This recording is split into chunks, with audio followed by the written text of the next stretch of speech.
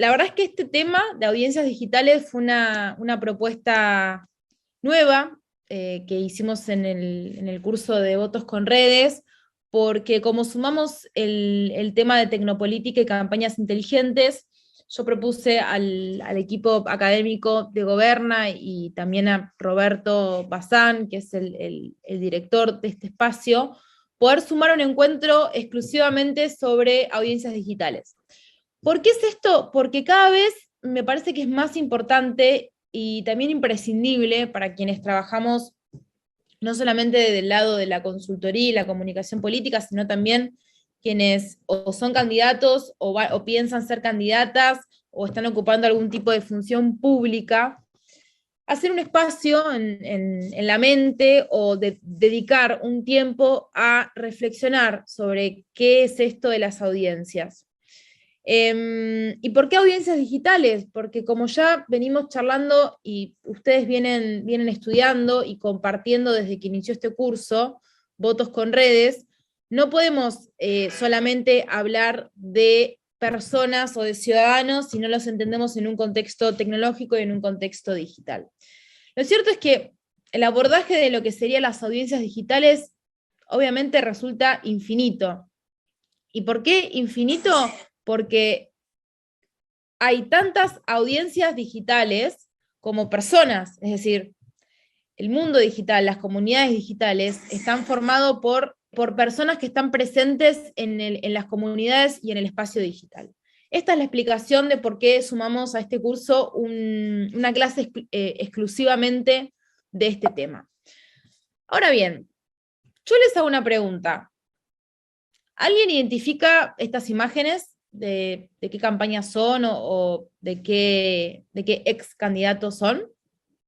¿Alguien identifica esta imagen de este hombre arriba de un árbol? A ver, voy al chat. Chile, perfecto. Muy bien. ¿Alguien se acuerda el momento de la campaña de Boric cuando aparece esta foto que vemos del lado izquierdo de un candidato a presidente arriba de un árbol? ¿Alguien se acuerda de cuando se publica esa imagen y empieza a acontecer de que había un candidato a presidente que estaba arriba de un árbol y que qué estaba haciendo? ¿Se buscaba llamar la atención? ¿Si buscaba decirnos algo, pronunciar sobre discurso desde ahí? ¿Alguien lo recuerda? Yo cuando lo vi, les voy a contar mi experiencia, yo cuando lo vi, dije, qué manera de ser auténtico, qué actividad disruptiva que está haciendo este candidato. Me parece bien. Pero después, con el tiempo, cuando fue avanzando la campaña, y sobre todo después del resultado de las primarias, eh, mi pregunta es, ¿qué pasó con la multiplicidad? Es decir, ¿en qué se terminó transformando esa imagen tan fría, tan gris, tan rara, tan extraña, de un hombre o un candidato, en este caso Boric, subido arriba de un árbol? Y se terminó transformando en todo esto lo que vemos a la derecha. Es decir, una diversidad de formatos que agrupaban no solamente el pedido de voto, es decir, la solicitud y la invitación del candidato a los ciudadanos a votarlo, sino también a movilizarse a favor de él. Entonces, mi pregunta es, ¿qué tienen de especial estos artes o estos flyers que estamos viendo? Primero, aclaro una cuestión, y es que estos flyers eran descargables y estaban alojados en la página que se llamaba El Mural de Boric. Es decir, era un sitio web donde las personas que estaban que estaban interesadas en apoyar al candidato podían entrar a la página y descargarse cualquier tipo de arte, el que más les simpatizaba o con el que más les había impactado, con el que más afinidad tenían, lo descargaban y lo compartían en sus redes sociales. Entonces, si nos fijamos y empezamos a ver, en cada uno de ellos aparece el mismo icono o la misma representación gráfica, que es el árbol. Es decir, esto es más bien una comunicación más bien icónica. Yo lo llamo icónica porque tiene que ver con tomar un elemento y representarlo en diferentes formatos. Ahora bien, la pregunta es, ¿cómo pasamos de una simple foto a una propuesta creativa donde se busque y donde el fin último es que las personas que vean esto se sientan movilizadas y atraídas para poder compartirlo? Ustedes me pueden decir, bueno, sí, tiene que ver con el diseño y la capacidad creativa y una dirección de arte espectacular que tuvo la campaña de Boric. Pero acá hay algo que también es importante, y es que esto, en el momento en que se pensó, y desde el minuto cero, está pensado justamente para diferentes públicos. Está pensado justamente para que las personas de diferentes edades, con diferentes intereses, con diferentes comportamientos, con diferentes preferencias, con diferentes conductas, es decir, toda la diversidad humana que existe, que está trasladada a lo que es el ámbito digital, sea interpelado o sea contemplado en una propuesta creativa estratégica. ¿Cómo se hace esto? Esto se hace con planificación y con estrategia previa. Pero bueno, hay una realidad, y es que no todas las audiencias son iguales, no todas las audiencias tienen los mismos intereses, no todas las audiencias tienen el mismo formato y la misma forma de consumir lo que está en Internet. Y eso, ¿por qué digo esto? ¿Por qué digo que es volátil y por qué digo que es dinámica? Ahora vamos a ver bien, por ejemplo, cómo fue la distribución de consumo de lo digital en el último año, es decir, qué redes sociales se usaron más y cuánto tiempo de permanencia tuvieron esas personas en cada red. Eso principalmente aparece en este informe de We Are Social, no sé si alguno alguna vez tuvo la oportunidad de visualizarlo y de conocer justamente cómo es esto del consumo de las redes sociales y del ecosistema digital. Pero en este informe lo que podemos ver es justamente esto, es decir, cuál es el mapa y cuál es el termómetro de lo que es la relación entre las personas y las redes sociales. Si hacemos una comparativa entre el último año, porque We Are Social siempre toma el último año, una comparativa entre el 2021 y el 2020, vemos que se incrementó casi todos los valores vinculados al consumo y a la permanencia de tiempo en las plataformas digitales, siendo la red social más favorita por los usuarios WhatsApp con un 15,7%, seguida por Instagram y luego seguida por Facebook.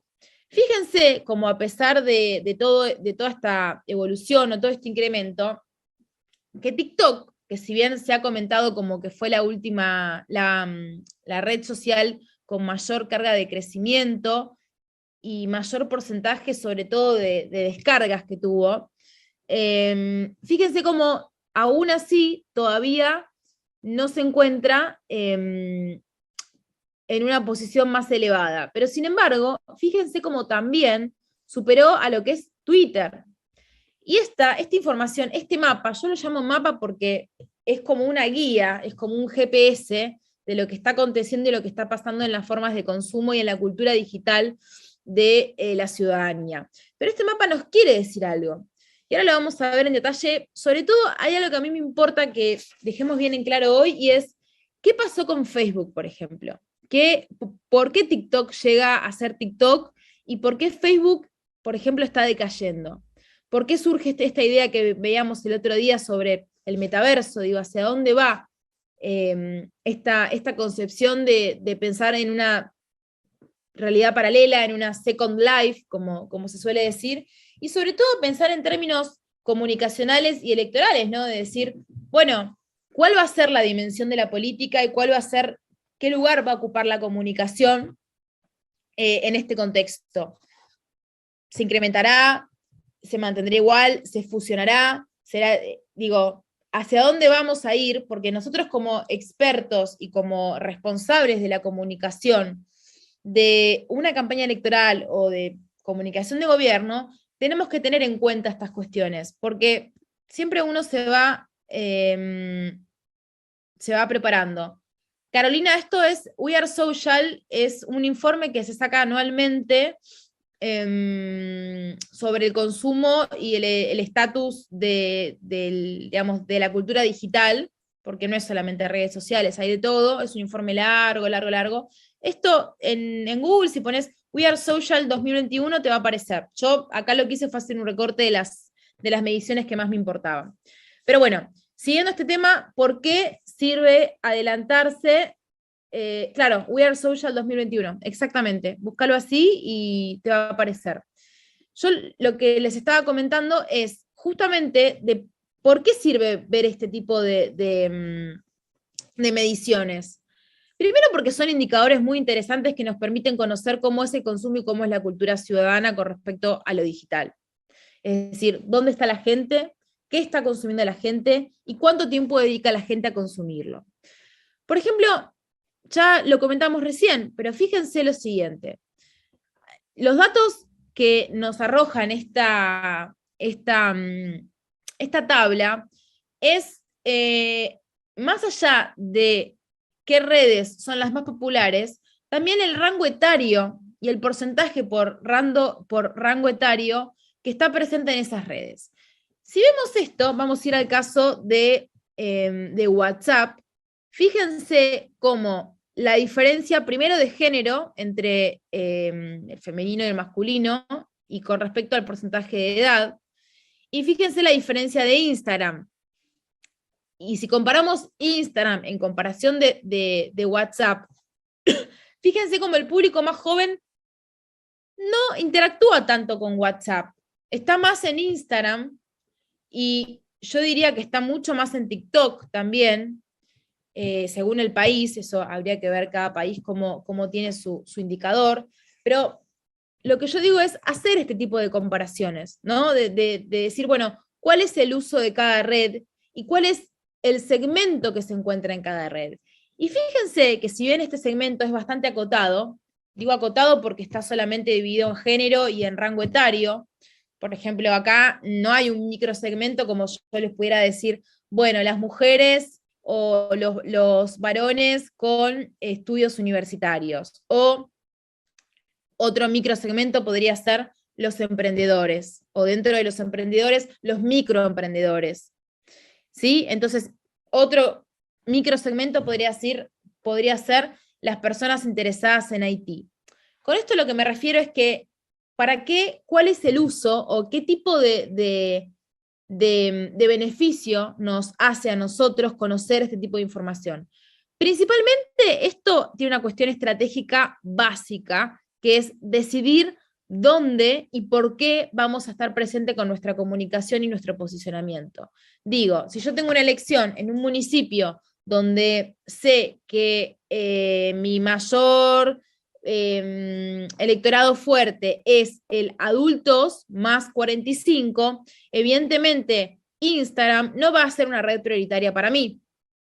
Me va a importar más tener una comunicación de tú a través de WhatsApp, que por ejemplo de Instagram, y obviamente va a ser prioritario Facebook, mucho más que por ejemplo TikTok. Digo, son herramientas de trabajo que me sirven a mí para empezar a pensar en mi estrategia sobre dónde y cómo voy a estar materializando mi comunicación.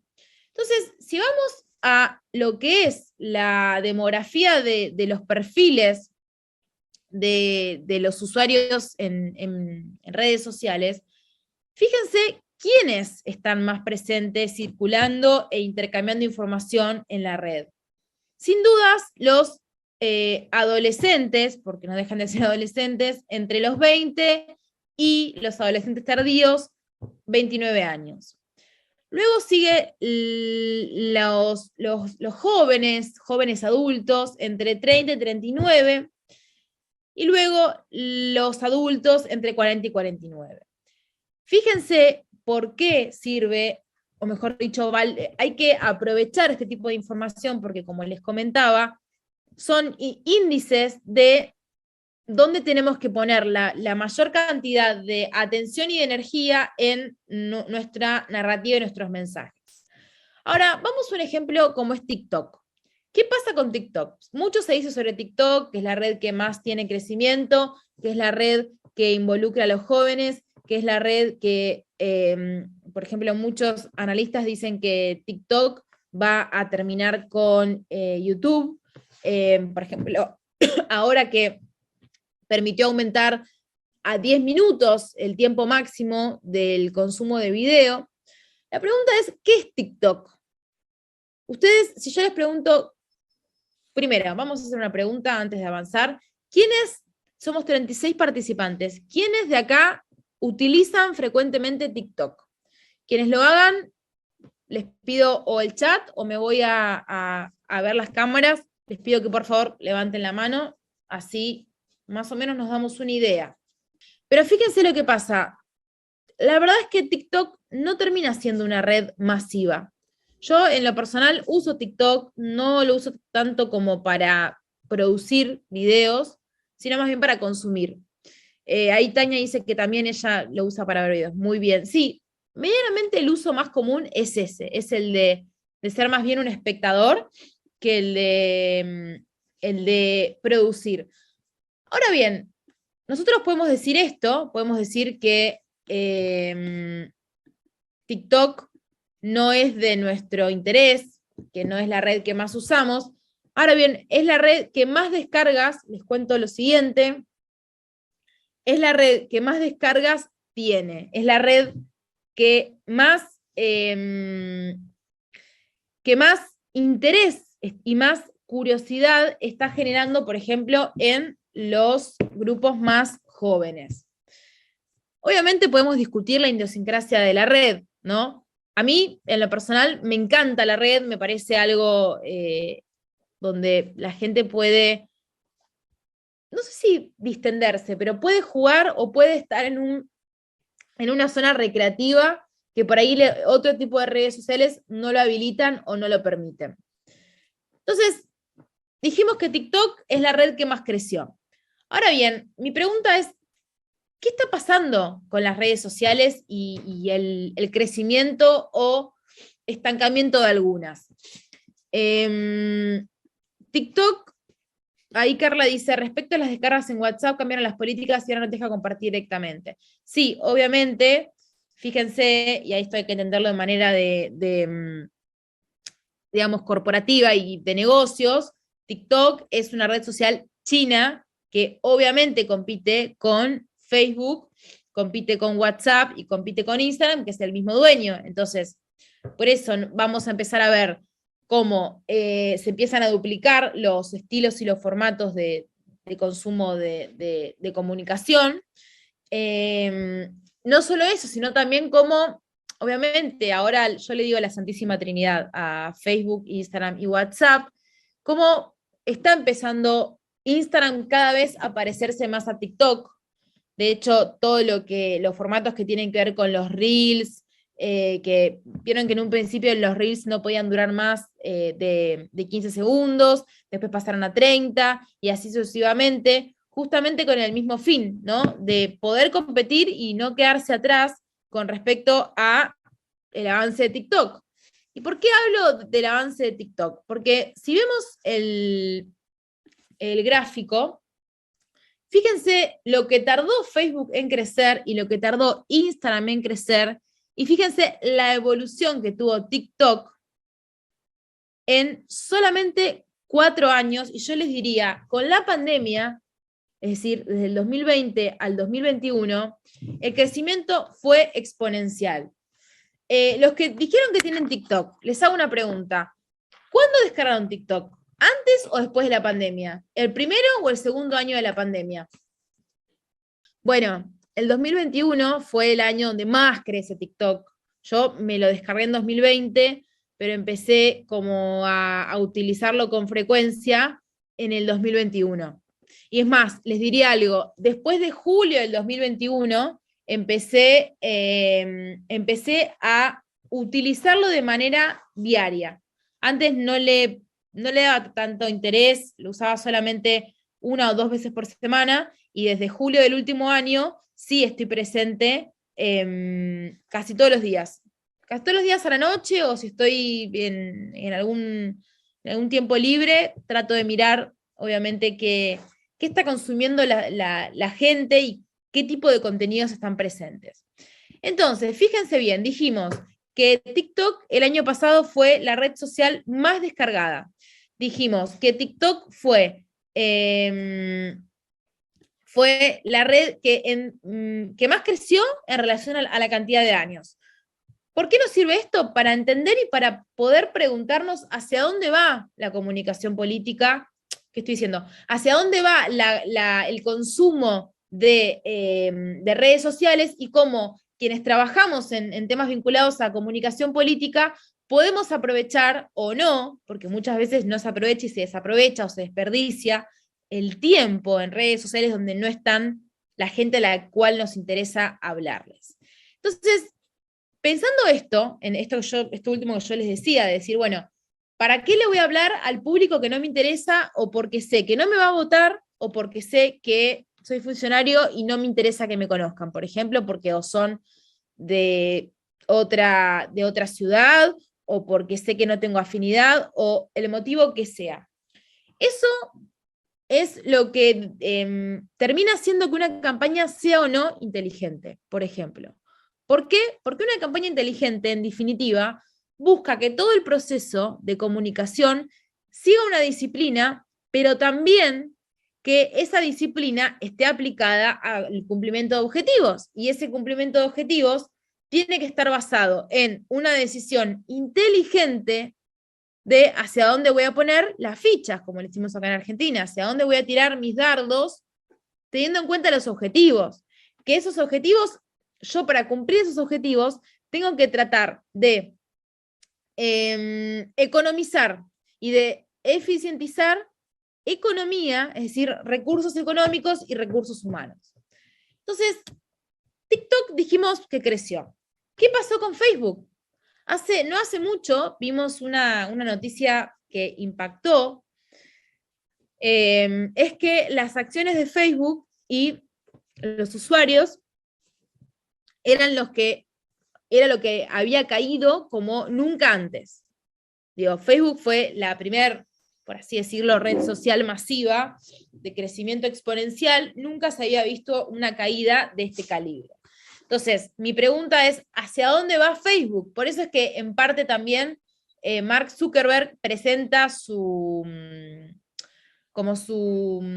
decimos su comodín, donde dice, bueno, TikTok está creciendo, yo voy a proponer un metaverso, voy a proponer otra dimensión, voy a proponer una realidad virtual, voy a proponer un espacio donde las personas, digo, esto es para todos saben qué es el metaverso, ¿no? Todos entienden el concepto de realidad virtual, de Second Life, de esto de pensar en otra dimensión vinculada 100% a lo virtual. Por ejemplo, el otro día leía una nota donde un niño, no sé si se los conté esto, pero por las dudas lo vuelvo a repetir, donde un niño le preguntaba a la madre si podía revivir a la abuela, si podía bajar de la nube de la nube, me refiero al cloud, a la abuela.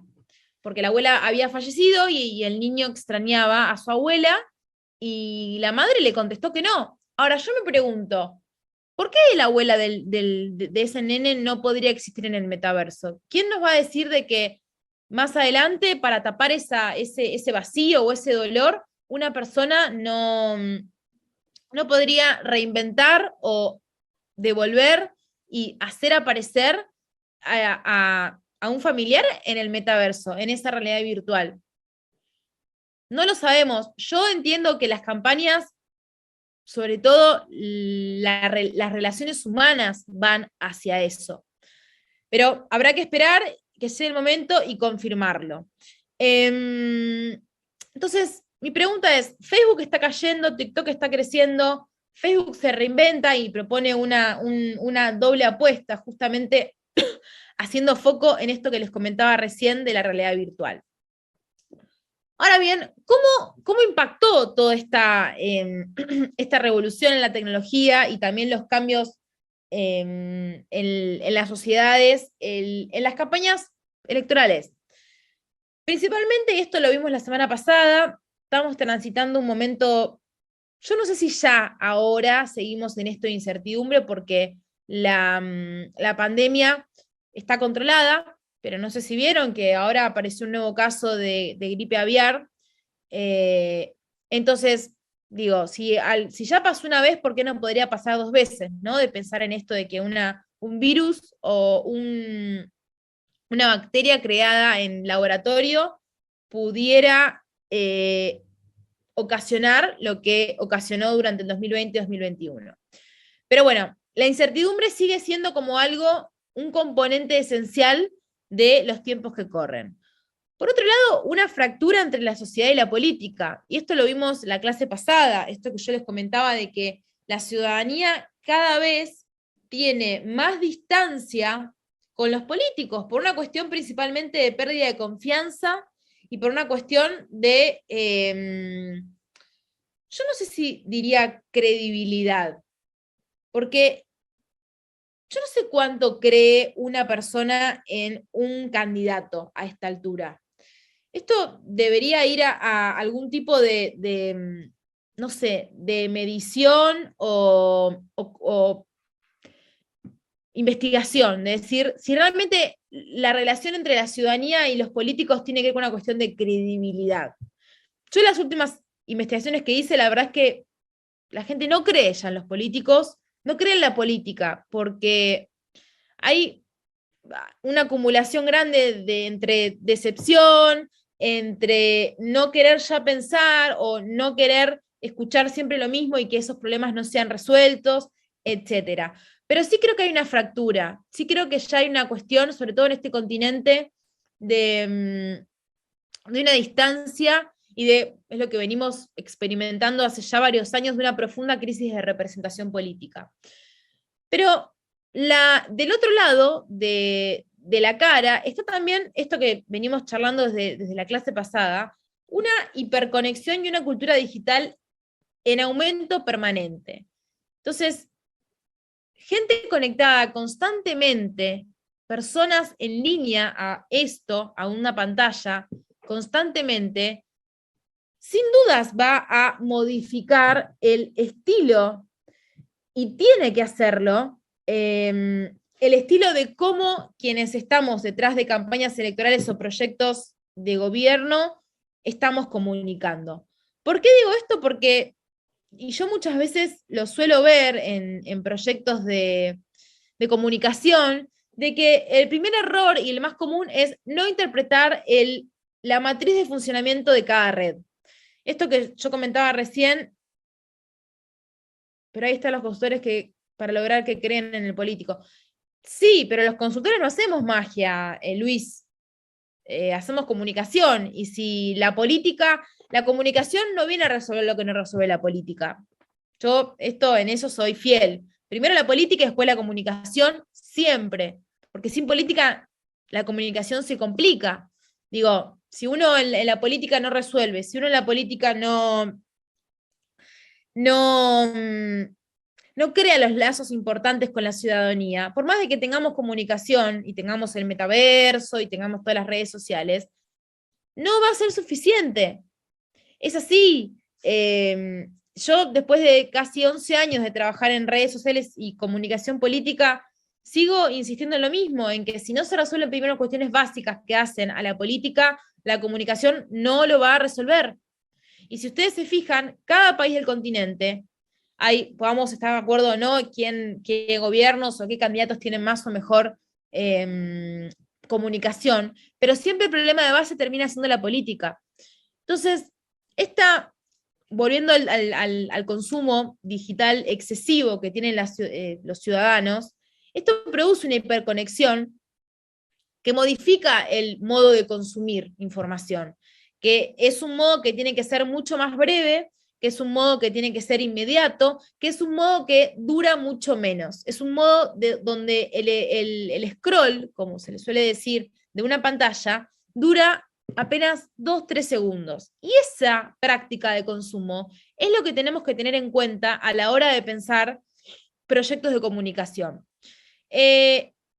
sumado a todo esto, a este contexto cultural, mediático, de comunicación digital, como ya dijimos, hubo un contexto que intervino en la forma de vida, que fue la pandemia.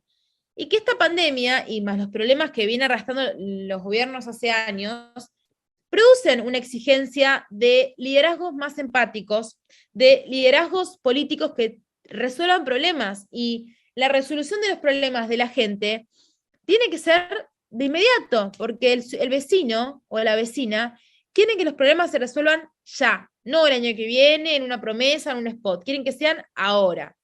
Y a su vez, eso, todo este contexto de lo digital, de estar en permanente contacto con las redes sociales, eso produce una hiperpersonalización y una intimidad, una comunicación de la intimidad mayor de los políticos. Y por último, que las campañas sean breves. Cuando me refiero a breves es que hablar de política la gente no quiere ni hablar ni escuchar.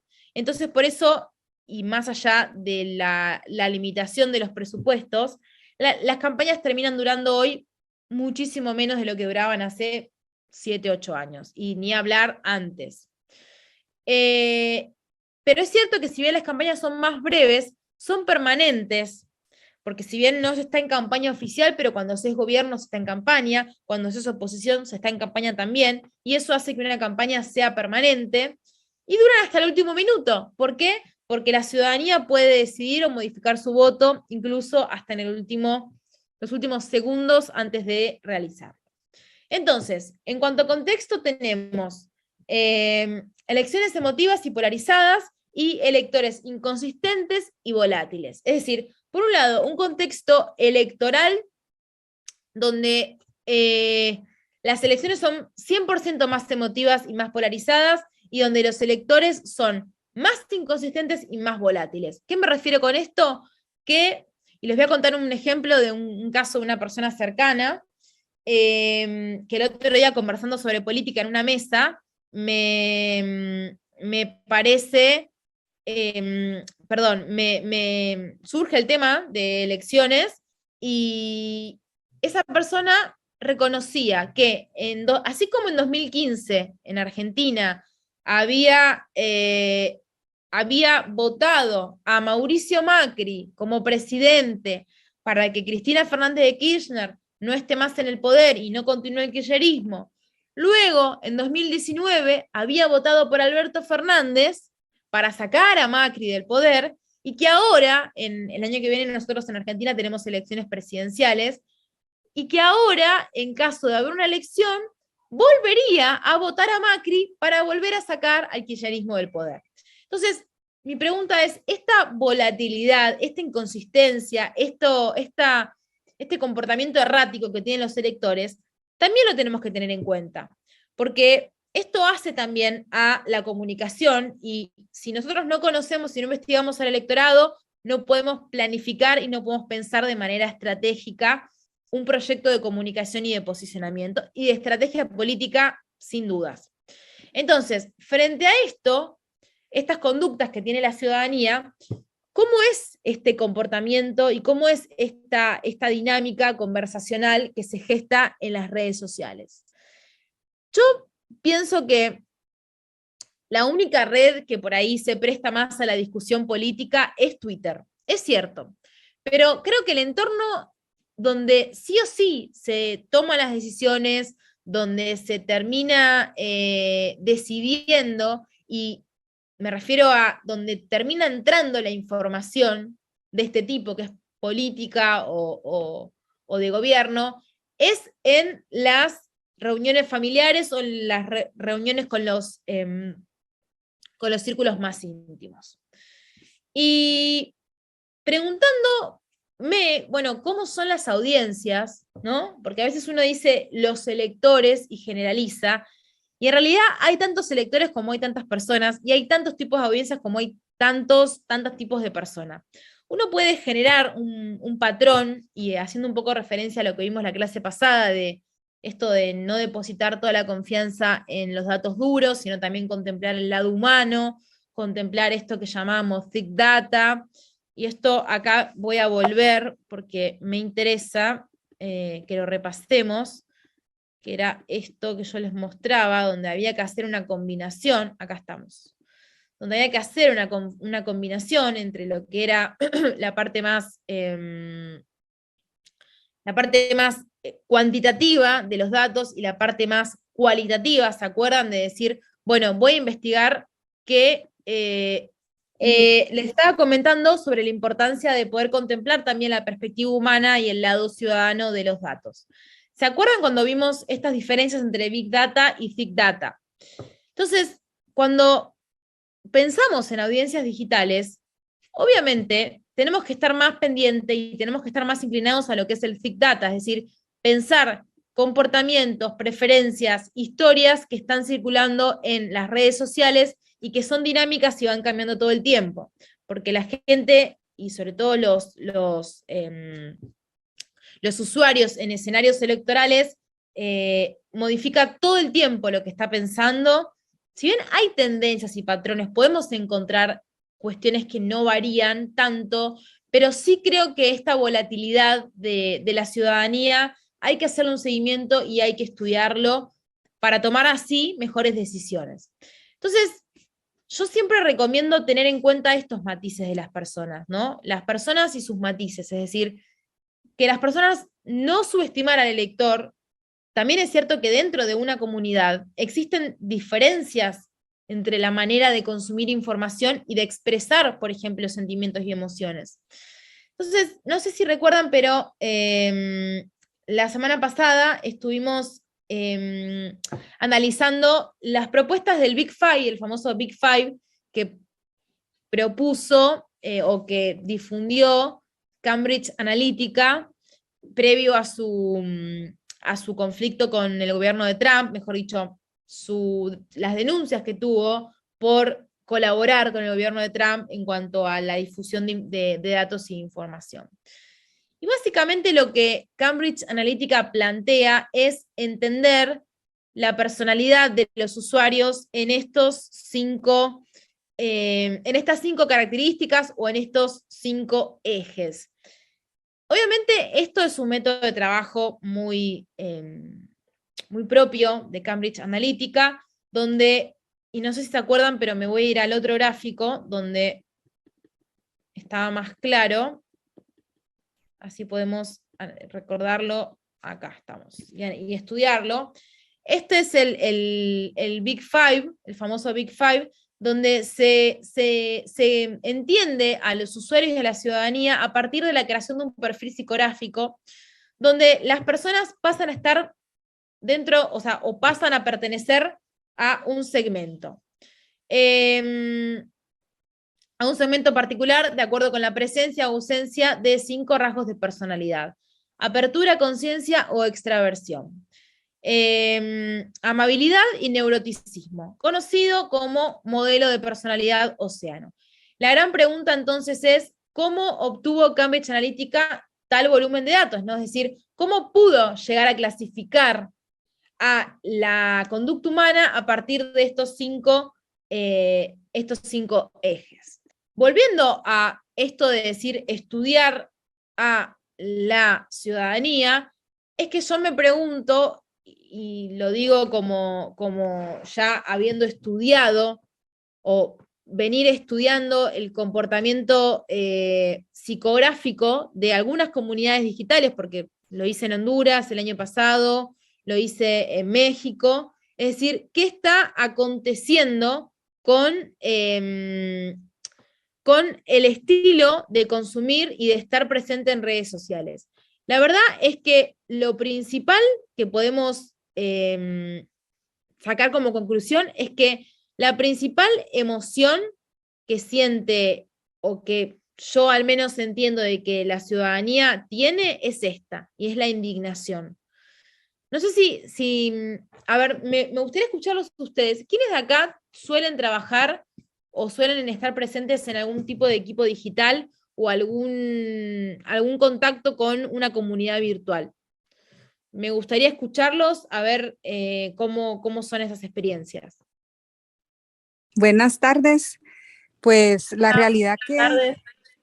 en temas políticos es bien difícil el hacer eh, crecer una comunidad política en redes sociales. Es casi como un muro impenetrable, pero sí hemos visto que hay mayor interacción y mayor conexión, pues desde otros temas que no sean directamente políticos. Veo que las propuestas políticas poco o nada generan conexión en una comunidad o en una red social, pero sí las ideas. Las ideas es algo que sí conecta. eh, y también todo lo que tenga que ver con emociones y sentimientos personales de la vida de los políticos. Pero propuestas políticas, programas políticos, siento que en general, reuniones políticas, siento que en general no conecta. No, ¿y digamos, cuál es el mayor sentimiento que entendés que sucede en las comunidades? Digo, ¿estás de acuerdo en que justamente este tema de indignación sea el tema o el sentimiento o la emoción que más aparece? Indignación hacia los políticos, sí, y yo no sé, aquí en Guatemala se maneja un tema entre los jóvenes, que los jóvenes no quieren nada con la política, que les da asco y se expresan de esa manera en redes sociales. Pero sí hay hasta un odio, diría yo, a veces de algunas comunidades para específicamente estos temas. Entonces, la pregunta es cómo poder evaluar y cómo poder llegar a hacer una medición entre, ahí tenemos a José. José, te escucho. Ya, muy buenas noches, licenciada, ¿cómo está? Bueno, yo soy de Ecuador, estamos en precandidaturas acá, entonces aún no entramos a campaña. Bueno, comparto el comentario de la compañera que a los políticos nos tratan de desgraciados, nos tratan de todo, menos algo bonito. Entonces nosotros tratamos de incursionar en algo en emociones, como por ejemplo llegar a ellos, a esa comunidad, en ámbitos sociales, como por ejemplo hay mucho abandono y maltrato de personas adultas mayores, hay mucho abandono y maltrato de perritos, gatitos callejeros. Entonces ahí hemos logrado ingresar en algo, siempre y cuando no topamos tanto lo político, sino lo social. Lo que comentaba José es cierto. Hay temas, a ver, hay temas que generan mucho más rechazo y mucha más adhesión por parte de la ciudadanía, y eso después se termina manifestando y se termina viendo sobre todo en esto que yo decía, ¿no? En el sentimiento de indignación y de que los ciudadanos ya sienten un hartazgo y un agotamiento con respecto a la clase política que no lo pueden negar y no puede ser más invisible, y eso se manifiesta. Digo, esas huellas de cansancio y yo diría que es lo que dije un poco antes, de fractura, porque para mí esa es la palabra, es fractura. Entonces, mi pregunta es, ¿qué hacer con todo esto? Porque uno cuando tiene a cargo una campaña digital y sobre todo una estrategia digital, tiene que tener en cuenta que hay que lidiar con toda esta cuestión. Entonces, bueno, una manera de estudiar y de, por ejemplo, conocer cómo son esas audiencias digitales es a través de los emojis. Y si ustedes tienen que clasificar estos emojis, ¿no? Es decir, bueno, a ver, ¿cómo podríamos ubicar en un cuadrante estos emojis que aparecen acá, que por ejemplo son los que yo extraje de una campaña que realicé el año pasado? ¿Cómo los esperamos clasificar? La mayoría de ellos, ¿ustedes qué creen? ¿Que son positivos o negativos? Yo entiendo que la mayoría son negativos. Si bien el pulgar para arriba, el brazo haciendo así y las palmas son positivos y el puño así. Pero fíjense el resto de los demás. Todo esto que estamos viendo acá es lo que aparece en la cuenta de un alcalde de Honduras. negatividad, rechazo, exacto. Y esto, lo que me importa de esto es pensar de que es una manera también de conocer a los usuarios. Entonces, frente a todo esto, frente a esta indignación, frente a estos sentimientos de rechazo, ¿cuál podría ser nuestro aporte? ¿Cuál podría ser nuestra solución? Yo diría que el aporte tiene que ver con algo que se llama movilización. No sé si alguna vez escucharon hablar de este término, pero lo que se llama movilización tiene que ver con esto. Tiene que ver con una cuestión de unificar tres cuestiones. Por un lado, la credibilidad, el conocimiento y el compromiso que se tiene sobre un funcionario o sobre un candidato, vinculado a la cercanía, las necesidades y la legitimidad que tengo como, como candidato o como funcionario. ¿Cuál sería el fin último, el fin necesario para esto? La movilización. Es decir, mejor dicho, ¿cómo yo logro la movilización teniendo en cuenta estas cuestiones? Estas cuestiones que a simple vista parecen algo sencillo, pero después en la práctica cuestan un montón. Ahí José dice, es un trabajo fuerte ya que tiene que identificar el troll para poder tener... No, no me estoy refiriendo a troll, me estoy refiriendo al lado A, 100%, a lo más humano de una campaña, de que es un candidato, una candidata, tratando de convencer o tratando de lograr adhesión a usuarios. José no va por el lado de trolls ni nada de eso. Entonces la pregunta es cómo lograr empatizar y que la otra persona me vea a mí como alguien interesante, como alguien a quien quiere, o a quien le genera interés, o por quien le genera algún tipo de emoción o sensación, y sobre todo algo elemental, que es la confianza. La confianza en este sentido es importantísima. Entonces, acá les quiero mostrar un ejemplo de un cruzamiento que realicé yo el año pasado en esta campaña que les cuento de Honduras, donde unifiqué lo que es territorio con lo digital. ¿Qué es lo que hicimos acá? Principalmente unificamos dos cuestiones.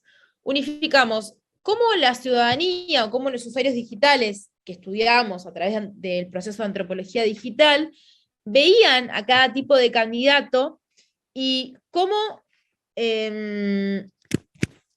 esto se terminaba relacionando con los problemas y las necesidades que aparecían en la investigación de tierra. Es decir, a través de los distritos pudimos conocer cuáles eran el primer problema y la primera necesidad de cada distrito, y eso vincularlo con cómo era el arquetipo de alcalde que la ciudadanía quería. ¿Esto para qué? Para poder tener más información y aproximarnos hacia dónde deberíamos guiar y hacia dónde deberíamos encarar la comunicación. Lo cierto es que a veces, y yo siempre digo lo mismo, pero a veces uno tiene una estrategia espectacular, tiene estudiado la ciudadanía, tiene estudiado el candidato, tiene estudiado el humor social, pero después, si el perfil del candidato o la candidata no contribuye o no nos ayuda, se termina siendo más difícil. En este sentido es que me parece que los atributos que tiene un candidato, una candidata, son elementales a la hora de poder plasmar y poder generar esto que yo decía de movilizar, de conocer, de empatizar con la ciudadanía. No sé si la conocen, ella es Alexandria Ocasio-Cortez, es la congresista más joven de Nueva York, del estado. Y esa, si tiene algo, es que tiene una gran habilidad de comunicación y una gran habilidad de manejo de la actividad digital, creo que como pocos candidatos y pocas candidatas o funcionarios he visto. Ella utiliza las redes de diferentes maneras, desde, por ejemplo, que está cocinando y mientras le cocina le habla a sus seguidores, habla en diferentes videos, en diferentes formatos, tiene un estilo fotográfico que colabora, los contenidos que difunde son interesantes para su público. Es decir, son varias cuestiones que hacen que justamente este circuito que veíamos antes de poder movilizar, o sea, de poder posicionarse, de poder movilizar, que sea más lograble, por así decirlo. Otro ejemplo para mí de liderazgo digital es el de Ayuso, no sé si lo conocen, de la prefecta o alcaldesa, por así decirlo, de Madrid. Ella tiene una presencia digital bastante importante, y algo que a mí me gusta es que me gusta muchísimo de su perfil o su identidad digital, es que tiene que ver con lo que ella hace en redes sociales, es decir, pero no hace desde lo que publica, sino de cuál es su actividad política, cuál es su agenda y cómo ella lo plasma en su comunicación. Y cómo ella también se posiciona, desde dónde se está posicionando. Por eso es que la vemos casi siempre en movimiento. Si se fijan, la vemos o andando en bicicleta, o manejando un auto, o en un estadio de fútbol, o arriba de un helicóptero supervisando obras. Es decir, todo esto hace a su construcción a la construcción de su liderazgo y de su identidad digital. Pero, ¿ustedes qué creen? ¿A qué comunidad y a qué tipo de usuarios les quiere hablar? ¿Les quiere hablar solamente a las mujeres? ¿Les quiere hablar a los jóvenes? ¿Les quiere hablar a las personas que no están tan convencidas de ella? ¿A quién le quiere hablar? Yo creo que hay una cuestión de que primero se investiga el perfil mejor dicho, se investiga el arquetipo de alcalde deseado que busca la ciudadanía, y luego eso se baja o se propone desde el lado comunicacional. Creo que funciona así. Y creo que, digo, en el caso de ella, pero creo que si hay algo que logran, es justamente esto, es darle un revés a ese liderazgo, y esos que se vaya nutriendo de una agenda. Pero yo siempre digo lo mismo, en redes sociales, si no tenemos agenda, no tenemos nada, porque no se trata de comunicar por comunicar. ¿Alguien alguna vez vio esta publicación de Bukele? Bueno, fíjense esta publicación. ¿Qué nos quiere decir Bukele con esta imagen? Pero fíjense, pone que es una nueva foto de perfil como cualquiera de nosotros lo podría hacer. ¿Quién de nosotros no ha cambiado su foto de perfil y no ha puesto nueva foto de perfil? Me refiero al posteo de hacerlo. Sí, Carolina, pero hay algo mayor, es que el tipo de comunicación, con qué público busca conectar, o a qué público busca despertar, o a qué tipo de segmento, mejor dicho, digo, porque termina siendo como algo 100% estratégico, pero hay una lógica muy fina de un objetivo, que es, primero, que él se mantenga como el funcionario distintivo, disruptivo, auténtico, pero por otro lado, también lo que está haciendo es querer llamar la atención de un público que hoy por hoy no lo está siguiendo. Eso siento yo, que busca despertar a alguien, que busca demostrar y busca reforzar esta idea de que es fuerte y de que está, digamos, preparado para lo que viene, pero a su vez que tiene y detenta todo el poder. Digo, tiene una lógica autoritaria y de imponer el poder que tiene, terrible. Vamos a ver otro ejemplo, también de Ayuso. Hay una cuestión que es clave para las audiencias digitales, que tiene que ver con la repetición. ¿Por qué? Porque por más de que nosotros veamos que en redes sociales, o que creamos que en redes sociales una persona ve un contenido, en verdad no es así. No siempre se ven todos los contenidos, por eso es importante repetir. Por eso es que la vemos como les comentaba recién, a la prefecta de Madrid, permanentemente repitiendo que, por ejemplo, ella tiene interés o intención de colaborar con el segmento animal. Por eso vemos repetición de fotos de ella presente en el territorio, buscando mostrar esto, que ella tiene una cuestión personal y un interés en colaborar.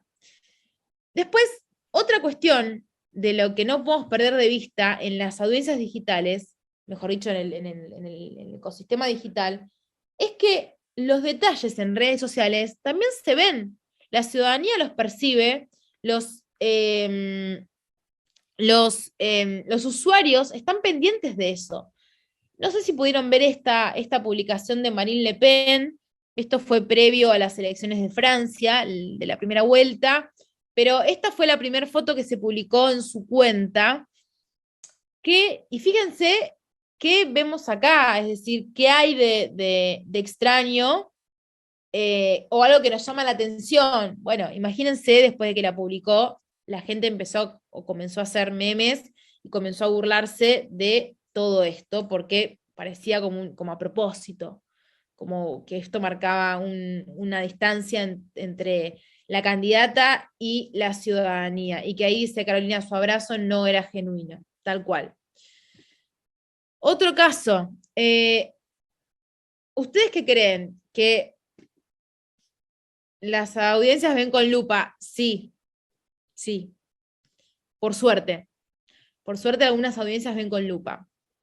Vamos al caso de Honduras. Año pasado, elección, Xiomara Castro se postulaba como ganadora presidenta, pero todavía no estaba confirmado del todo, entonces fíjense lo que publica. De esta manera, ¿qué es lo que logra con este tipo de publicación? ¿Ustedes qué creen? ¿Llamar la atención? Sí. Pero llamar la atención, ¿de qué manera? De una manera creativa, de una manera que por ahí otro tipo de... Primero que los rivales no estaban comunicando en este estilo, esto era un formato nuevo, esto era un formato distintivo, esto era un formato que llamaba la atención, pero más allá de eso, fíjense lo que el mensaje, ¿no? Xiomara Castro se estaba transformando en la primera mujer, fue electa y fue la primera mujer en el gobierno de Honduras. Entonces, esa novedad y esa noticia, contarlo de una manera distinta, termina produciendo un efecto mucho mayor y el mensaje llama mucho más la atención, principalmente más allá del hecho en sí, sino en el formato que se está aprovechando. Otro ejemplo que les quiero compartir es el de la ex gobernadora de la provincia de Buenos Aires, acá en Argentina, de que cuando dejó de ser gobernadora, en el 2019, el año pasado se presentó a diputada por la ciudad de Buenos Aires, y ella lo que hizo fue modificar su biografía. Entonces, ¿qué pasa cuando se modifica una biografía?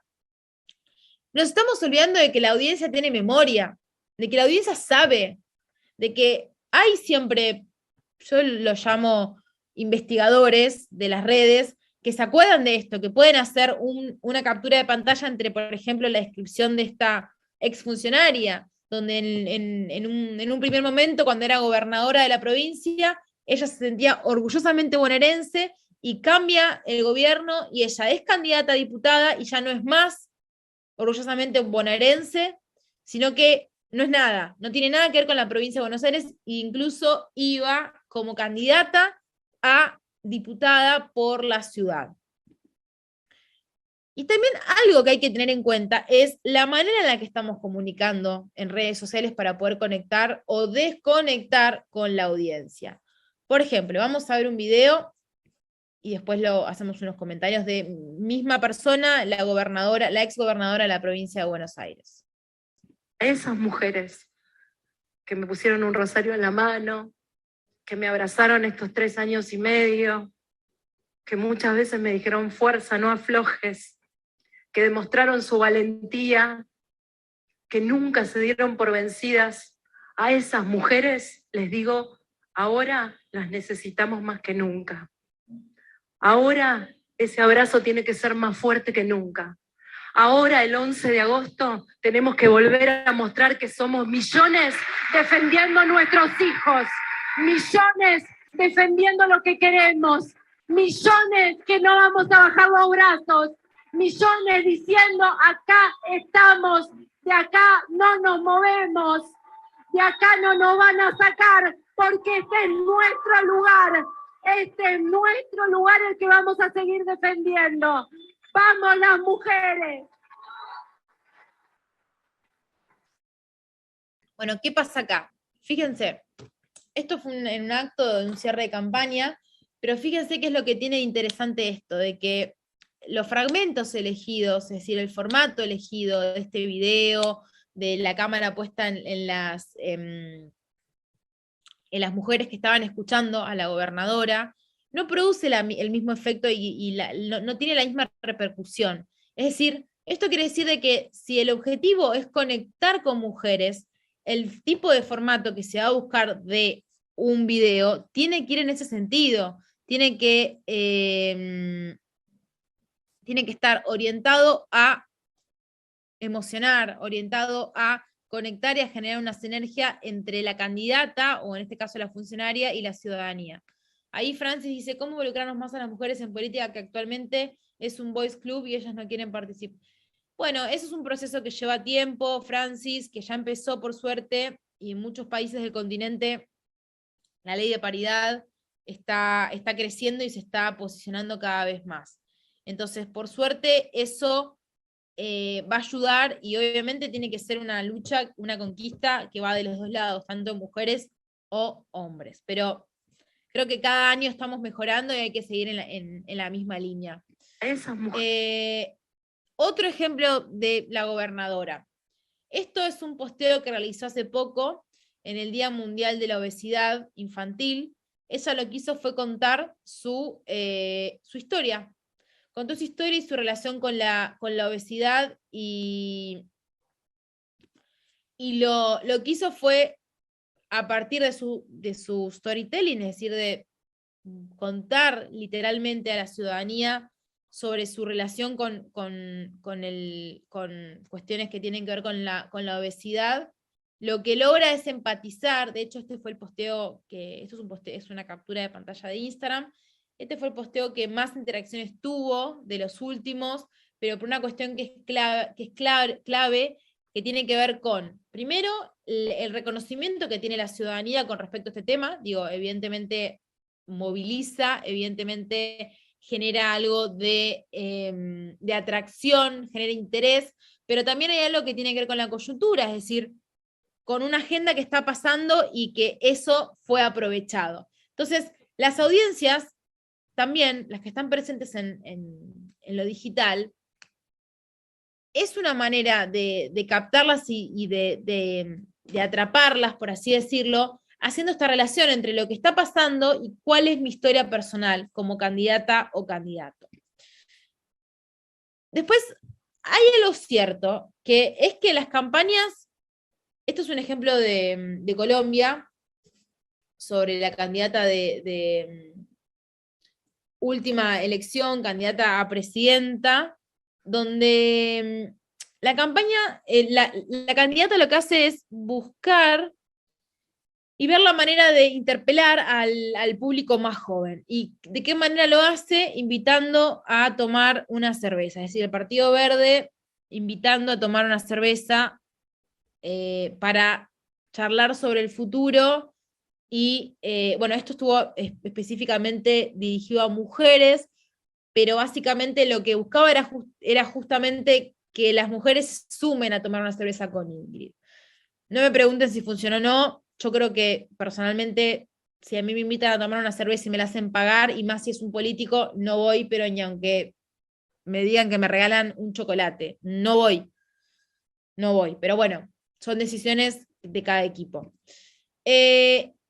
Y también, un poco esto ya lo veníamos charlando, pero creo que es lo que termina definiendo para mí el contenido, digo, más allá del tema, es el estilo, ¿no? El estilo de cómo se publica.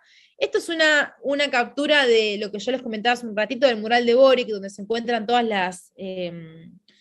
las ilustraciones, y donde se encuentran, donde estaban las opciones de ilustraciones que se podía cada persona entrar y descargar según el target y según intereses, gustos y preferencias. Después, hay algo que es elemental, y que esto lo vieron con Fernando Dopazo, que es lo que se refiere al contraste. ¿Qué es el contraste? Para mí, toda estrategia de comunicación está basada en el contraste, es decir, en la diferenciación, en decir, ok, yo me defino por lo que no soy, y lo que no soy es lo que es el otro, pues siempre hay un otro que me permite a mí definirme como diferente. Entonces, yo cada vez que hablo de contraste siempre uso el mismo ejemplo, que es el mismo de esta ex gobernadora de acá de la provincia de Buenos Aires. Siempre uso el mismo ejemplo porque me parece que no hubo, o al menos en mi consumo de contenidos de comunicación política, un ejemplo mayor de un video de contraste.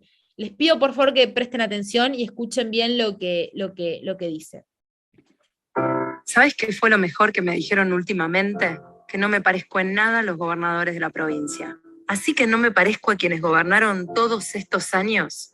Qué buena noticia, porque necesitamos algo muy distinto en la provincia. Necesitamos escucharnos, necesitamos estar ahí presentes, poniendo el cuerpo.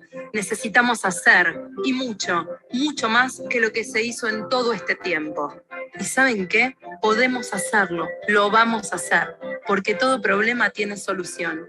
Y empieza por cambiar lo que no funciona más. Así que no parezco un gobernador de la provincia.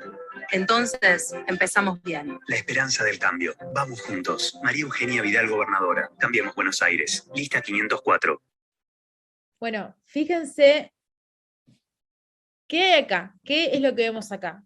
¿Cuál creen que es el principal punto de comparación y de contraste que aparece en este video? ¿A quién le está hablando esta candidata? Esto era cuando la gobernadora era candidata. Ella se está comparando con los gobernadores que estuvieron antes en la provincia de Buenos Aires. Está diciendo de que no se parece y no tiene nada de gobernador. Sí, pero digo, el mensaje que está de trasfondo es justamente ese, que no tiene nada que ver con los que ya estuvieron siempre. Entonces, esto es una manera de despertar y de darse a conocer a las audiencias que están presentes en redes. Es decir, definirme a través de lo que yo no soy. Otra cuestión a la hora de tener en cuenta las diferentes audiencias es pensar en lo que se conoce como el voto millennial o el voto joven. Los millennials no son todos iguales, los centennials no son todos iguales, y la generación Z y la X no son todos iguales, de hecho, como vemos acá en el meme. ¿Por qué no son todos iguales? Porque pertenecen a momentos diferentes y tienen diferentes y muy distintas prácticas de consumo y de formas de estar presentes en la red y de producir contenidos para la red. Entonces, más allá de la historia personal que cada uno puede tener por haber nacido en momentos diferentes. Digo, no es lo mismo ser nativo digital a que no serlo, son cuestiones distintas. Entonces, esto hay que tenerlo en cuenta. ¿Por qué? Porque cuando estamos en un proceso electoral o en un proceso de posicionamiento de un gobierno, hay que tener en cuenta cómo segmentamos y cómo realizamos mensajes y narrativas para cada público. Entonces, ya avanzando un poco y repasando un poco entre lo que se vio en todo el curso, las redes sociales y qué es esto de tener una estrategia digital basada en redes sociales. Hay 3 redes que son elementales y que no podemos perder de vista. ¿Qué tiene que ver con? La primera, no tener redes sin estrategia, es decir, ni animarnos a tener posicionamiento y presencia digital sin pensar antes qué vamos a hacer y cómo lo vamos a hacer, y todos los temas que vieron con Fernando Dopazo en la primera clase. En segundo lugar, no creer que las redes son un dispositivo para informar. Digo, con las redes se comunica, se conversa y se construye un posicionamiento. Las redes son más que un canal de difusión. Y tercero, entender que cada red funciona de manera distinta. Es un poco lo que vimos al principio, de que cada red no es lo mismo, de que no está el mismo público en cada red, y que cada uno tiene sus diferentes prácticas y estilos de consumo. Ahora bien, las redes sociales no son todo, pero todo pasa por ahí. Es decir, podemos tener un evento en tierra, podemos tener algo en lo territorial, pero después lo vamos a ver difundido en nuestras redes sociales. Ahora bien, también es cierto que muchas cosas de lo que pasa en una agenda se crean exclusivamente para las redes sociales. ¿Qué tipo de contenidos tenemos en redes sociales? Bueno, principalmente lo que es la agenda. Segundo lugar, lo que es toda la cuestión de, la agenda diaria, la agenda de una campaña o de un gobierno. En segundo lugar, la coyuntura, es decir, lo que está pasando. En tercer lugar, todos los contenidos que tienen que ver con lo color, con cuestiones que sean satelitales, pero desde el lado de cuestiones anecdóticas, cuestiones que hacen a las personas, etc. Y del otro lado, las cuestiones que son más emocionales, vinculadas 100% a las personas, de apoyo y satelitales, que es todo lo que es la militancia o el activismo digital. Entonces, y acá les comparto una frase muy real y muy interesante de Javier Peitivi, que quiere decir que él lo que plantea, que es un consultor español, lo que plantea es que lo que se hace en la red debe tener visibilidad en la calle, porque lo que se hace en la calle debe tener también visibilidad en la red. Y esto es como un win-win entre lo que sucede en el territorio y lo que sucede en lo digital. Y para seguir terminando, quería compartirles dos ejemplos. Por un lado, el de Susana González, que es la prefecta de Guayas en Ecuador, pero acá lo que yo quería contarles y mostrarles es justamente cómo a veces lo que parece ser una cuenta de un candidato o de un funcionario no parece. Por ejemplo, si vemos las primeras 3 fotos, podríamos tranquilamente pensar que estamos ante la presencia de cualquier cuenta. Es decir, vemos algo que tiene que ver con lo gastronómico, algo que tiene que ver con lo recreativo, y vemos algo que tiene que ver con los animales. Entonces, lo que digo es que a veces hay que sintonizar y estar en misma línea con el estilo de cómo son las redes sociales de las personas comunes. Muchas veces esto termina exagerándose y termina siendo como muy real, como muy artificial o muy frívolo, pero por eso siempre, esto es un consejo, hay que buscar el equilibrio y la manera en la que esto se puede equiparar. Por otro lado, también otra cuestión que me gustaría contarles es cómo a veces, y repaso esto, lo de la comunicación icónica, es decir, cómo la comunicación a veces termina llamando más la atención por cuestiones ilustrativas y gráficas, más que por lo que el candidato o la candidata es decir, si se fijan acá en la campaña de Kamala Harris, que es la actual vicepresidenta de Estados Unidos, ella lo que generó es que fue en uno de los primeros actos, su aparición fue de zapatillas, y se tomaron esas zapatillas y se usaron como ícono central y como motivo y excusa de reconocimiento. Entonces después aparecían las redes sociales, los memes y las ilustraciones haciendo referencia a la presencia de ella. Después, otra cuestión que tiene que ver con la presencia de estar en redes sociales y cómo es la manera de vincularse con las audiencias, tiene que ver con la naturalidad. Vimos horizontalidad, pero la naturalidad es un elemento fundamental. Vamos a ver este video que fue el día del momento de que Biden es electo presidente. We did it, Joe. You're gonna be the next president of the United States. Fíjense, esto lo debe haber grabado alguien del equipo de ella. Digo, no hay ningún tipo de edición más que poner subtítulo, no hay nada raro, el formato es corto. Digo, acá lo que se priorizó es justamente darle naturalidad y darle esa sensación de que es como si el video lo hubiese grabado cualquier persona. Y esto, en definitiva, es la manera en la que terminan comunicando la mayoría de las personas. Y por último, el caso de Cynthia Viteri, ya que estamos con Ecuador, así que las personas de Ecuador identifican los dos ejemplos, pero les recomiendo que, sobre todo los que o están trabajando o quieren trabajar en redes de políticos o políticas, o mismo para ustedes en campaña, de cómo transformar ¿no? Un funcionario, en este caso una funcionaria que es Cintia Viteri, como ya dije, es la alcaldesa de Guayaquil,